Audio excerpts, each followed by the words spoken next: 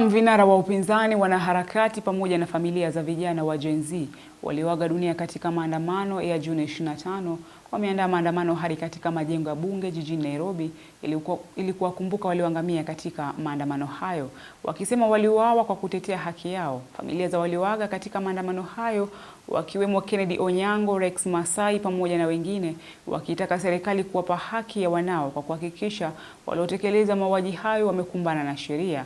Wamewataka maafisa wa polisi kuhakikisha usalama nchini wakati huu wa maandamano hayo, wakisema idadi kubwa ya maafisa hao maeneo tofauti inafaa kukabiliana na wahuni.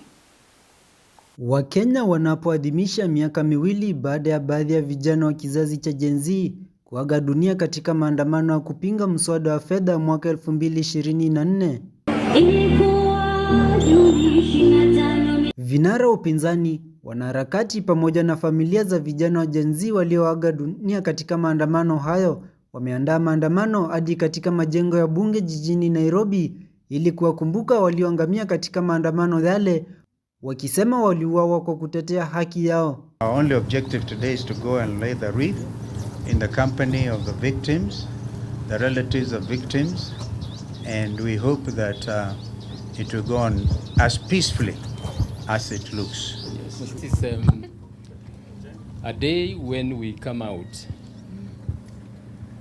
to remember the lives of the young people who were taken. Ask yourselves what crime those young people committed.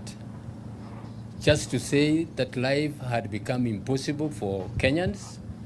Familia za walioaga katika maandamano hayo wakiwemo Kennedy Onyango, Rex Masai pamoja na wengine wakitaka serikali kuwapa haki wanao kwa kuhakikisha waliotekeleza mauaji hayo wametiwa baroni. So my son was killed today outside parliament. I came to honor my son. Tunataka justice, tafadhali Mr. President. Tunataka justice. Nataka kuona serikali aliyeua mtoto wangu. Angalau nitamsamehe. Naomba serikali uko na mkono. Ingekuwa ni mtoto wangu ameandika kitu mbaya kukuhusu, ungesaa mchukua na angesaa tia sheria.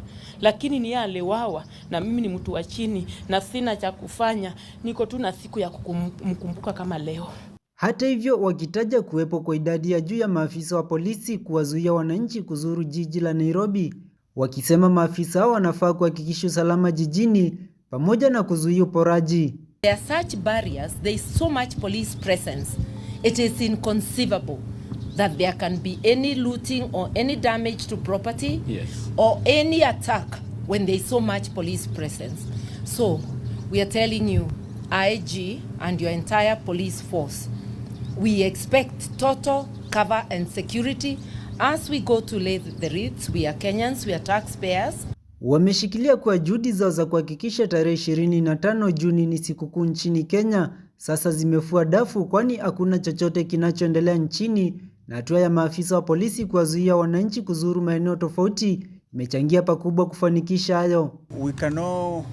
I think we are witnesses to the fact that this is a most successful public holiday because of the police barricading, so people could not come to places of work.